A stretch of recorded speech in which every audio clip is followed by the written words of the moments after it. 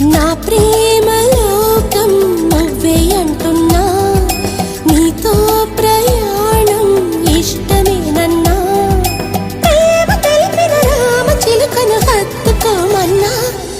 చెప్పాలనుంది చిన్న మాటైనా, ఆగనంది దాగనంది లోలోన, ఇన్నాళ్ళ నుండి ఉన్న మాటైనా, ఇప్పుడేగా చెప్పమంది ప్రేమైనా.